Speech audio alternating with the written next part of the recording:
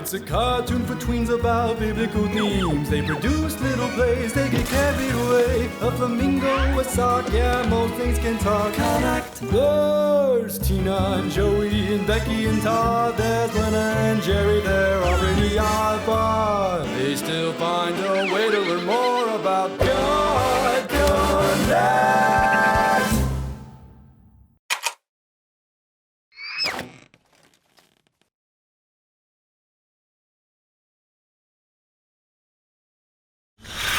The temple is built.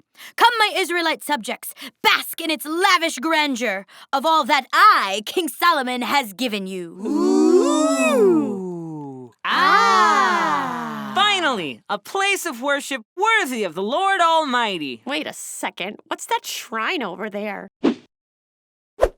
That's Chemosh, the detestable god of Moab.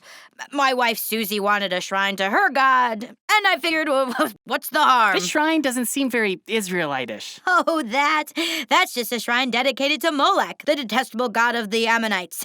My wife Ellie wanted it, and you know how wives get when you don't give them shrines, am I right? And that one? Pan the goat god at Deidre's request. Wow, should you have so many false idols in the temple of the Lord Almighty? Look, I have made a lot of promises, and I have a lot of wives. That brings me to my second question. Should you have so many wives? This is why I built the temple in the first place, to win some points so the Lord will get off my back about my 500 foreign wives. Well, if you're going to worship false gods and hold hundreds of wives, maybe I'll take up stealing. And I'll commit murder. And I'll covet from dawn till dusk. If God has a problem, God will let us know. Solomon, you have strayed from the path of faithfulness. But I built the temple. I thought that squared us, Lord. What is the point of a temple if you are not faithful to God?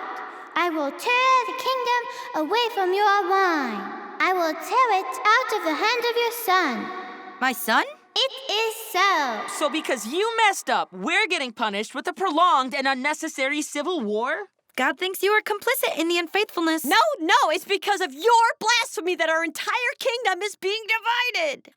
Actually, it won't be divided until after my death. Whoa. You don't have to face any of the repercussions of your actions? Well, I have to live with the knowledge that I'll never have to face the repercussions of my actions. Now, if you'll excuse me, tonight is several of my wives' birthdays, and I have to go figure out which ones.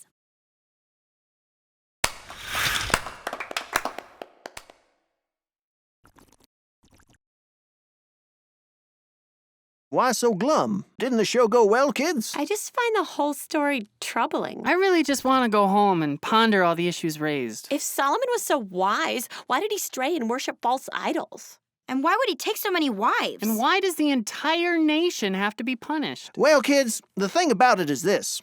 Solomon is a lot like this hammer. No, that's not it. Here we are. Solomon's a lot like this tape measure. Children, I think I'm missing the appropriate tool for this metaphor. Be back in a jiffy. These idols are kind of funny. I could see why Solomon kept them around. Whoa, I'm Pan the goat god. Crazy old Pan. Worship Pan, 'cause Pan is totally awesome. I'd love to, Pan, but I worship the Lord. Worship Pan! Pan will give you baseball cards and comic books. Did you say baseball cards and comic books? And ice cream. Pan will shower you in ice cream. Well, can't argue with that. I shall worship Pan. Todd? Who are you talking to? Oh, hi, Beck. I was just speaking with my new deity of choice, Pan the goat god. Hello, Becky. Worship Pan. I'll give you ponies. Todd, you can't pretend to worship a false idol. It's unfaithful. Here we are, kids. The story of Solomon is a lot like this wedge. A wedge is a tool for splitting something apart. Now, if we imagine that the wedge here represents unfaithfulness, and the nation of Israel is represented by, let's say this statue of Pan.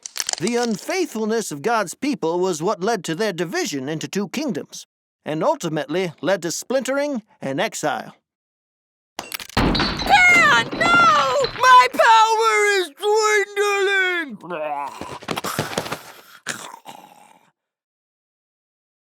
So just because Solomon was having doubts, his people were sent into exile? Now, this goes beyond mere doubt, Becky. Unfaithfulness is knowing what's right and deliberately doing what's wrong. He let power go to his head. He became concerned with earthly pleasure and flagrantly disregarded God's law. He did not lead the people in faithfulness. Jerry, as you have defeated my God in armed combat, I will now worship you as God. Well, how about you just worship regular old God? Back into the fold I go.